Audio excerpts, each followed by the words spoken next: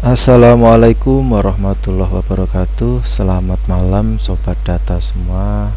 Kembali jumpa atau berjumpa kembali dengan saya di channelnya Mas Wildan. Baik, untuk malam hari ini karena ada yang request lagi terkait proses dan mekanisme verval ponsel yang bulan ini ada kebijakan baru. Nah, akan saya jelaskan ya. Mohon maaf agak panjang sedikit nanti videonya karena nanti ada penjelasan juga terkait verval PD. Nah, saya buka slide-nya saja karena saya tidak akan membuka data individu, jadi saya lebih memakai slideshow saja. Jadi ini untuk alamat verval ponsel bagi teman-teman yang belum tahu linknya atau alamatnya. Di sini sudah saya sertakan. Yang atas ini untuk memverval ponsel, alamatnya di vervalponsel.data.kemdikbud.go.id. Untuk alamat yang bawah ini untuk generate SPTJM ya. Jadi ada dua, sebenarnya sama, cuma tinggal menambah belakangnya SPTJM saja. Nah, bagi teman-teman yang belum memiliki akun ya, kalau belum memiliki akun verval ponsel, saya pastikan berarti belum pernah melakukan verval ponsel di bulan September. Artinya ya secara otomatis siswa dan pendidiknya belum mendapatkan kuota. Nah, bagaimana caranya kalau teman-teman belum memiliki akun verval ponsel? Nah, caranya ini. Nah, bagi teman-teman yang belum memiliki, silahkan registrasi dulu ke laman sdm.data.kemdikbud.go.id, pilih menu registrasi anggota dan pilih operator sekolah. Nah, terkait mekanismenya bagaimana, caranya bagaimana, dan kenapa saya sudah bisa mengerjakan dapodik tapi belum bisa login ke verval ponsel dan seterusnya, nanti di deskripsi video ini sudah saya sertakan penjelasan terkait akun SDM di sini ya. Kalau saya jelaskan nanti panjang penjelasannya. Nah, setelah memiliki akun, nah teman-teman bisa langsung akses ke portalnya verval ponsel. Alamatnya tadi ya. Nah, ketika membuka laman verval ponsel, ada pemberitahuan untuk unduh dan unggah SPTJM tahap selanjutnya, berarti bulan ini ya, dilakukan mulai tanggal 6 Oktober. Walaupun realitanya upload datanya atau generate data SPTJM itu baru aktif hari kemarin ya, hari Selasa sore kalau nggak salah. Nggak apa-apa, tutup saja. Selanjutnya langsung pilih menu login ya. Ketika login nanti tampilannya seperti ini. Silahkan memasukkan username dan password yang sudah didaftarkan di laman SDM Kemdikbud tadi. Jangan sampai salah ya, karena kebanyakan teman-teman yang tidak bisa login ya salah satu penyebabnya adalah lupa. Nah, ini kalau sudah berhasil login, nanti tampilannya masih sama, ada pemberitahuan terkait proses unduh dan unggah SPTJM. Nah, ini ada tampilan daftar lembaganya atau daftar satuan pendidikannya. Kalau mau memperbaiki nomor ya, kemarin masih banyak pertanyaan, Pak, nomor saya di tampilan verval ponsel ini kok salah, bagaimana cara memperbaikinya? Ketika diklik perbaiki, saya diminta login ya. Tadi sudah saya sampaikan, untuk akun verval itu adalah registrasi di SDM. Artinya kalau memperbaiki nomornya operator di verval ponsel, ya merubahnya lewat atau melalui portal SDM, harus login ke SDM. Nanti di sana ada menu update profil. Nah, di situ ada nomor HP yang bisa diperbaiki. Kalau pengen cepat ya tinggal klik perbaiki, nanti otomatis akan direct ke link SDM data Kemdikbud. Ini emailnya nanti juga muncul di situ. Klik tutup saja. Apa saja isinya menu yang ada di verval ponsel? Nah, ini ada rangkuman, ada pendidik, peserta didik, residu masih sama seperti kemarin, dan ada tambahan yang baru adalah menu SPTJM. Apa isinya, apa fungsinya, nanti saya jelaskan. Di bawahnya ada keterangan update data atau kondisi data per tanggal. Jadi ini selalu up to date ya terserah adminnya ya. Kalau di sini tadi saya buka yaitu update terakhir tanggal 7 bulan Oktober 2020 pukul 7 malam. Jadi sumber dari Dapodik. Jadi data di Verval Ponsel adalah, atau sumber datanya adalah dari Dapodik. Di bawahnya lagi ada jumlah pendidik berdasarkan apa ya, menurut klasifikasi provider, terus pendidik dan peserta didik menurut residu provider dan seterusnya. Nanti silahkan dibuka-buka saja. Selanjutnya saya langsung ke menu pendidik. Nah, di data pendidik teman-teman akan menjumpai hal-hal yang seperti ini ya. Ada warna-warni, nanti silakan dibaca aja penjelasan di bawahnya. Warna hijau itu apa, warna pink itu apa, warna kuning itu apa. Nah, bagaimana kalau ini terkait pendidik ya? Kalau ada pendidik yang merubah nomor atau pengen merubah nomor, nah, silakan tinggal klik ini aja, tanda kotak biru ini tinggal diklik, nanti teman-teman bisa langsung merubah nomor. Tampilannya kurang lebih seperti ini ya. Nah, ketika diklik tanda biru tadi, yang ini diklik, yang biru ini diklik, baik pink, biru, hijau. Nah, kalau mau merubah nomor, ini saya bahas pendidik dulu ya, guru ya, tinggal klik ini aja. Nah, untuk data pendidik ini yang masuk adalah yang jenis PTK-nya di Dapodik adalah guru. Ingat, hanya guru. Kalau selain guru, tenaga administrasi, tukang kebun, penjaga sekolah, ya tidak akan masuk ke data Verval Ponsel. Jadi yang masuk ke sini, ke Verval Ponsel adalah yang jenis PTK di Dapodik mengandung unsur kata guru. Jangankan penjaga atau TU, kepala sekolah saja yang jenis PTK-nya kepala sekolah itu tidak masuk ke Verval Ponsel. Jadi harus mengandung unsur kata guru untuk jenis PTK-nya. Setelah diklik biru ini, nanti tampilan editnya seperti ini ya. Ada nama pendidik, NUPTK, jenis kelamin, NIK, terus validasi nomor ponsel. Nah, kalau pengen merubah nomor ponsel ya silahkan diubah di sini aja. Jadi langsung dirubah sini tanpa merubah di Dapodik. Bagaimana kalau saya merubah di Dapodik kemudian sinkron? Ya tidak masalah juga, tapi saya sarankan lebih bagusnya kalau merubah di Dapodik juga harus merubah di sini. Tapi diutamakan merubah langsung nomornya di Verval Ponsel. Untuk status kepemilikan silakan diisi, karena kalau tidak diisi status kepemilikannya nanti juga tidak akan terproses pada saat generate SPTJM. Nah, provider otomatis. Nah, di sini ada pilihan lagi atau menu baru, yaitu bersedia menerima kuota belajar, pilihannya ya atau tidak. Artinya apa? Walaupun masuk di Verval Ponsel datanya, GTK atau peserta didik boleh menolak jika tidak mau menerima bantuan kuota internet. Jadi tidak ada keharusan untuk mau menerima kuota internet. Intinya kalau mau menerima ya dipilih iya, kalau tidak mau menerima ya silahkan dipilih tidak. Yang pasti saya berharap teman-teman koordinasikan dengan gurunya, kira-kira mau enggak. Tapi ya kalau ada pertanyaan seperti itu ke Dewan Guru ya 99% pasti menjawab mau menerima ya. Nah, bagaimana kalau ini tadi GTK. Bagaimana kalau peserta didiknya? Nah, ini sebenarnya ada slide yang kelewatan ya. Nah, tadi kan pendidik, sekarang ke peserta didik. Ini juga sama, peserta didik. Peserta didik ini ya sama, sumber datanya dari Dapodik. Kalau misalnya di bulan kemarin sudah mendapatkan kuota, tapi nomornya tetangganya misalnya, dan sekarang sudah orang tuanya sudah membeli HP, smartphone, terus membeli paketan nomor paket data sendiri dan mau mengganti, ya silakan dirubah di sini saja supaya nanti kalau mendapatkan bantuan kuota internet langsung masuk ke nomor ponsel yang baru tadi. Silakan kalau ada yang misalnya merubah nomor ya langsung saja dirubah di sini. Caranya sama, tinggal klik yang tombol biru ini. Nah, nanti tampilannya seperti ini.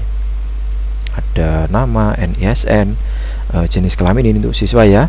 terus NIK berapa, sekarang kelas di tingkat berapa, providernya apa, terus nomor validasi nomornya berapa. Nah, kalau mau merubah nomor ya tinggal edit saja di sini. Di sini juga ada status kepemilikan dan ada pertanyaan lagi, bersedia menerima bantuan kuota belajar ya atau tidak. Sekali lagi, bantuan kuota belajar ini tidak menjadi suatu keharusan. Kembali ke orang tuanya, kembali ke siswanya, kembali ke gurunya, mau atau tidak diberi bantuan kuota belajar. Jika mau ya dipilih ya, terus klik simpan. Nah, bagaimana kalau ada siswanya atau siswa saya, Pak, yang belum masuk ke sini? Nah, belum masuk, di Dapuri sudah muncul, tapi kenapa di Verval Ponsel belum muncul nama siswanya? Jadi ada beberapa kasus ya, banyak ya, bukan beberapa, banyak kasus di beberapa sekolah yang intinya mungkin kurang, ya sedikit, tidak mayoritas tapi minoritas data siswa yang namanya tidak masuk ke Verval Ponsel. Apa masalahnya? Nah, masalahnya sebenarnya di sini. Nah, silahkan untuk mengetahui kenapa tidak masuk Verval Ponsel data siswanya, silahkan login ke laman Verval PD. Nah, untuk login ke laman Verval PD, akunnya ya sama dengan akun yang digunakan untuk login ke Verval Ponsel. Jadi sistemnya SSO ya, satu akun untuk beberapa aplikasi. Silahkan login menggunakan itu. Nah, nanti tampilannya kurang lebih seperti ini. Teman-teman akan menjumpai tampilan Verval PD yang seperti ini. Nah, siswa-siswa yang tidak masuk tadi ya kemungkinan masuk di sini ke dalam residu ini. Nah, untuk melihat daftar residu siswa yang tidak muncul di Verval Ponsel, kenapa tidak muncul ya? Salah satu penyebabnya mungkin belum punya NISN, bukan mungkin, jelas belum punya NISN. Yang kedua, NISN terdeteksi ganda, artinya satu NISN digunakan lebih dari satu siswa, baik itu siswanya sama dalam satu sekolah tapi double, atau siswanya berbeda dengan sekolah lain tapi menggunakan NISN yang sama, atau siswanya sama tapi terdaftar lebih dari satu sekolah. Nah, itu dua-duanya ya tidak akan masuk ke Verval Ponsel, baik di sekolah yang satu maupun yang satunya. Untuk melihatnya caranya bagaimana? Silakan teman-teman setelah login ke Verval PD ya, tinggal klik residu. Setelah diklik residu, nanti teman-teman akan melihat data ini. Nah, ini ya, nanti tidak asing dengan gambar seperti ini. Nah, siswa yang tidak masuk ke Verval Ponsel rata-rata pasti residunya adalah yang terdeteksi NISN-nya ada silang merah. Ini nanti kalau ini hijau berarti tidak ada masalah, tapi yang jadi masalah adalah yang keterangan NISN-nya ini silang merah. Kenapa silang merah? Kemungkinan memang belum punya NISN, atau NISN-nya ganda tadi, terdeteksi lebih dari satu sekolah dengan biodata yang sama atau berbeda, atau mungkin siswanya belum punya NISN. Kalau siswanya belum punya NISN, gampang, tinggal melihat di sini aja. Kalau di sini belum muncul nomor NISN-nya, ya bisa dipastikan bahwa siswa tersebut belum memiliki NISN. Nah, bagaimana untuk melihat siswa saya terdeteksi ganda NISN, tapi saya nggak tahu terdeteksi dengan ganda dengan sekolah mana, atau jangan-jangan ganda dengan sekolah saya sendiri. Nah, untuk melihatnya ganda dengan sekolah mana, silakan diklik icon ini yang ada bundaran kecil kayak icon orang ya, anak ya. Nah, ini diklik aja. Ketika diklik nanti akan muncul tampilan seperti ini, profil siswa. Jadi untuk melihat profil siswa, silahkan diklik icon atau gambar atau apa ya ini yang di sebelah nomor NISN, tinggal klik saja, nanti akan muncul profil siswa. Nah, di profil siswa, untuk melihat data siswanya ganda NISN dengan sekolah mana, apakah biodatanya sama atau berbeda, silahkan masuk ke menu quality control. Nah, di menu quality control ini teman-teman bisa melihat status keunikan NISN-nya bagaimana. Kalau kayak gini, keunikan NISN-nya sudah checklist unik, berarti siswa ini tidak ganda NISN, tapi di sini muncul NIK, invalid NIK. Nah, untuk invalid NIK letaknya di paling bawah, jadi nanti di scroll ke bawah saja, nanti akan muncul tampilan seperti ini. Nah, validasi NIK Dukcapil. Jadi di apa ya, servernya Kemdikbud, terutama Pusdatin ya, karena yang mengelola data NISN itu Pusdatin, yaitu Pusdatin sudah melakukan MOU dengan Kementerian Kemdagri yang pastinya sih di Dirjen Dukcapil terkait pemanfaatan data NIK. Jadi kalau teman-teman tadi melihat validasi NIK-nya masih merah seperti ini, saran saya silakan dicek satu persatu kayak gini nih, diklik lalu cek di quality control bagian bawah. Kalau di sini validasinya NIK Dukcapil statusnya NIK sesuai atau valid, yang tanda silang tadi dibiarkan saja. Atau mungkin statusnya checklistnya ini masih dalam proses pemadanan data antara Dapodik dengan Dukcapil, biarkan saja. Yang jadi masalah adalah ketika checklistnya ini keluarnya di yang ke bawah ini, data NIK tidak ditemukan. Artinya NIK itu, NIK yang tertulis di data siswa ini berarti tidak valid. Ya, kemungkinan salah. Kalau salah, silahkan diedit saja melalui verbal PD ini. Jadi perubahan data biodata siswa, nama, tempat tanggal lahir, jenis kelamin, nama ibu kandung, NIK, perubahannya dapat dilakukan oleh operator sekolah melalui verbal PD di menu edit identitas. Lewatnya ini ya, jangan sampai lupa. Nah, ini terkait yang NIK tadi, yang invalid NIK ya. Selanjutnya kalau yang invalid NISN bagaimana? Saya contoh kasus seperti ini. Nah, di sini ada invalid NISN terdeteksi ganda. Kenapa ganda? NISN ini digunakan oleh orang yang sama atas nama ini dengan ini, yang terdaftar di dua lembaga yang berbeda, status keaktifannya sama-sama aktif. Artinya apa? Kalau ada kasus seperti ini ya, mau tidak mau yang merasa siswa ini adalah siswanya sekolah tersebut, ya silahkan koordinasi dengan lembaga yang satunya untuk mengeluarkan dari Dapodik dan disinkron. Kenapa? Kalau tidak dikeluarkan dari Dapodik dan tidak disinkron, maka selamanya ya akan seperti ini terus. Jadi status validasi NISN-nya ya terdeteksi NISN ganda. Intinya kalau mau melihat siswanya ganda dengan sekolah mana, sekali lagi klik tanda icon tadi, kemudian masuk quality control, lalu dicek di sini. Maka di sini sudah ada keterangannya, terdeteksi di sekolah mana dengan atas nama siapa dan sekolah mana dengan nama siapa. Kalau namanya aja sama, ya pastinya siswa ini berganda dengan orang yang sama tapi terdaftar lebih dari satu lembaga.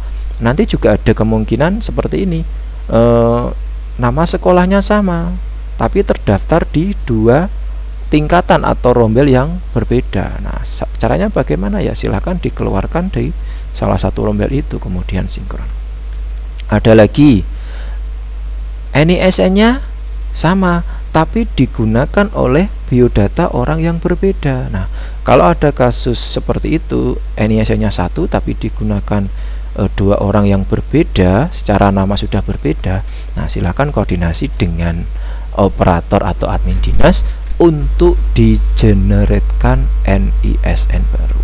Untuk mekanisme dan tata caranya silakan koordinasi dengan admin di Dinas Pendidikan Kabupaten setempat.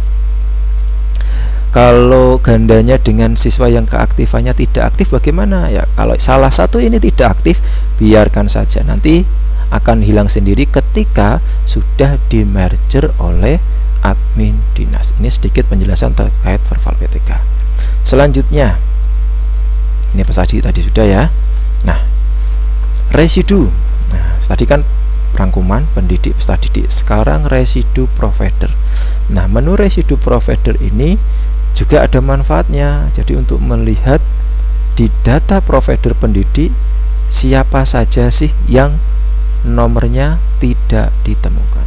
Kalau tidak ditemukan, secara otomatis mungkin nomor yang diinputkan adalah salah. Nah, kalau salah bagaimana? Nah, silakan diperbaiki di menu pendidik ini, langsung diedit saja. Yang selanjutnya di bawah ini ada residu provider peserta didik, ya sama.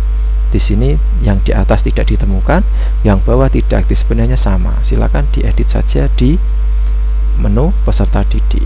Tinggal klik tanda yang kotak biru tadi, masukkan nomor yang benar, lalu klik simpan.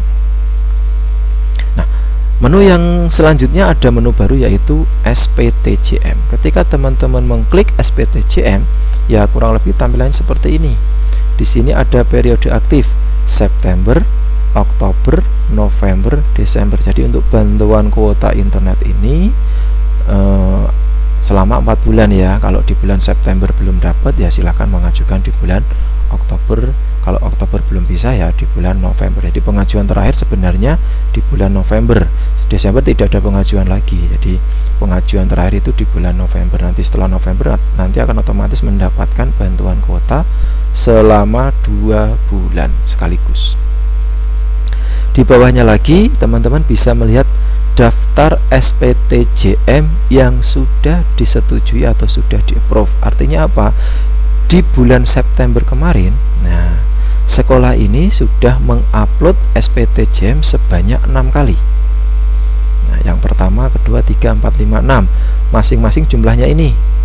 Nah, dari 6 SPTJM yang sudah diupload, semuanya sudah disetujui oleh admin Pusdatin.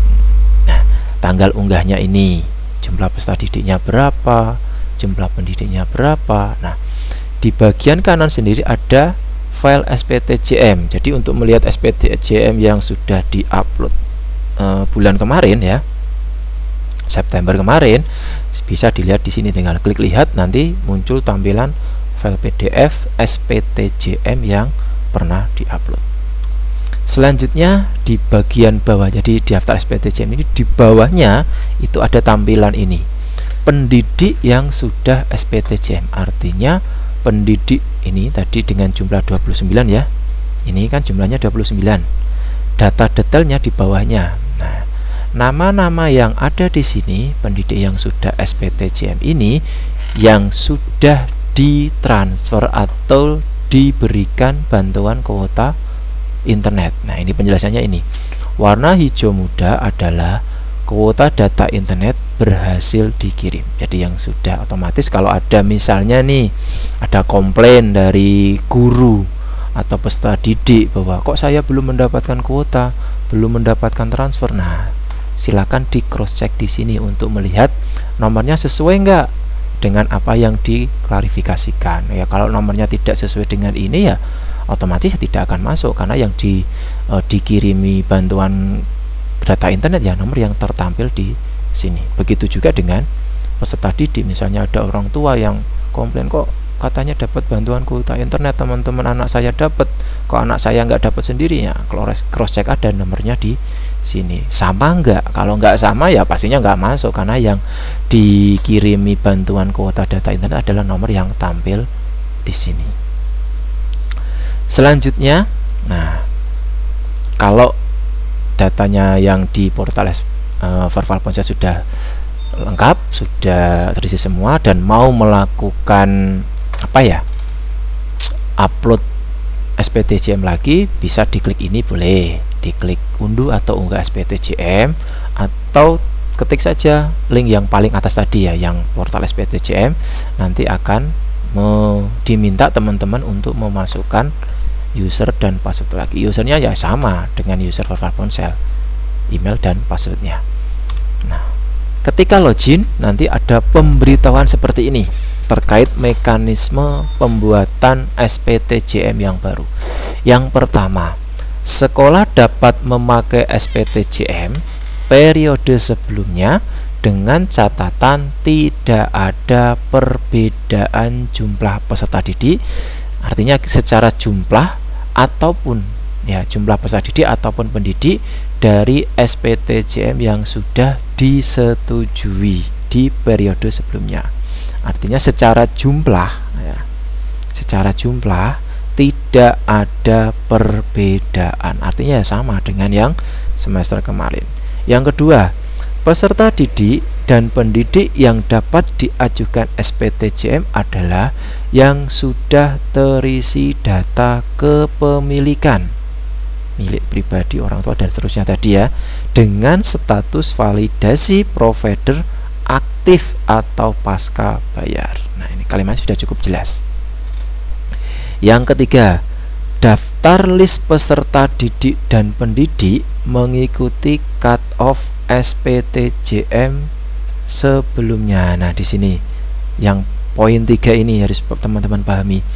Daftar list peserta didik dan pendidik berarti artinya daftar peserta didik yang tampil, baik itu peserta didik dan pendidik yang tampil mengikuti cut-off SPTJM periode sebelumnya, berarti periode bulan September ya. 4. Untuk peserta didik dan pendidik yang tidak masuk SPTJM yang disetujui oleh pusat pada periode sebelumnya, artinya tidak masuk SPTJM dan belum disetujui, maka dapat diajukan pada tahap ini. Berarti kalau tidak masuk dalam ini, nah tidak masuk dalam ini ya, poin-poin 2, maka poin 4 ini jawabannya.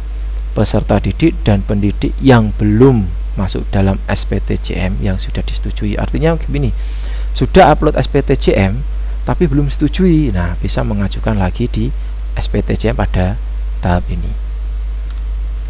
Nah, ketika login ke portal SPTJM, menunya masih sama, ada belum SPTJM, ada sudah SPTJM, dan daftar SPTJM.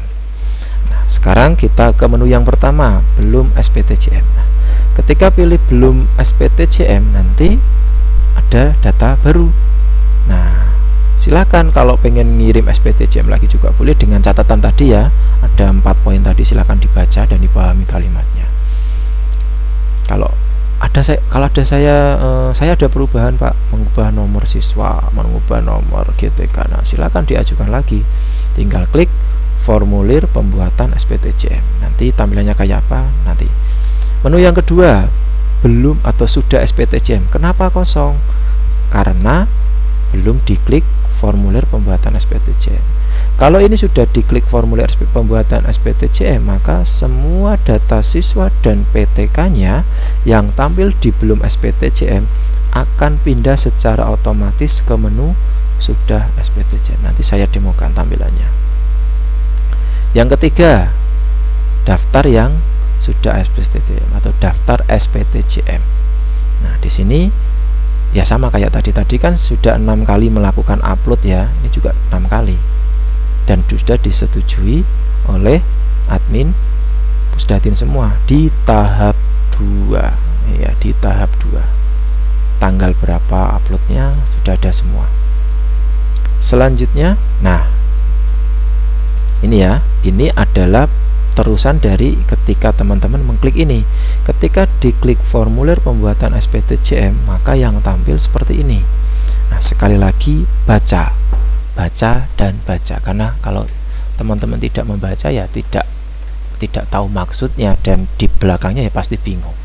Ini juga sama kalimatnya dengan yang penjelasan tadi, sama ini. Yang bawah, saya langsung ke bawah saja. Daftar SPTJM sebelumnya yang bisa dipakai untuk pengajuan tahap ini. Ini kosong ya. Jika ingin membuat SPTJM baru, silahkan tekan tombol di bawah ini ya. Kenapa ini kosong? Karena tahap ini sekolah ini baru pertama kali membuat SPTJM. Tapi kalau sudah 2 kali, di sini akan muncul daftar SPTJM-nya yang sudah pernah diajukan pada tahap ini. Penjelasannya ini, daftar SPTJM sebelumnya yang bisa dipakai untuk pengajuan tahap ini. Nah, ini nanti akan muncul ketika sekolah ini mengajukan pembuatan SPTJM yang kedua di bulan ini, maksudnya di tahap ini. Tinggal klik saja ini, atau catatan ya, fungsi ini digunakan untuk membuat SPTJM baru untuk record yang belum di SPTJM kan pada tahap ini berdasarkan daftar peserta didik dan pendidik yang sudah ada di menu belum SPTJM. Klik buat SPTJM baru.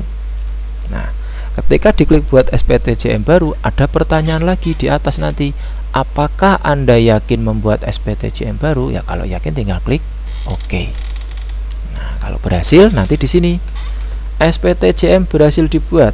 Saat SPTJM berhasil dibuat, maka semua data siswanya dan data GTK-nya pindah ke menu yang bawahnya. Di menu sudah SPTJM, nomornya akan muncul SPTJM-nya dan data siswa maupun pendidiknya.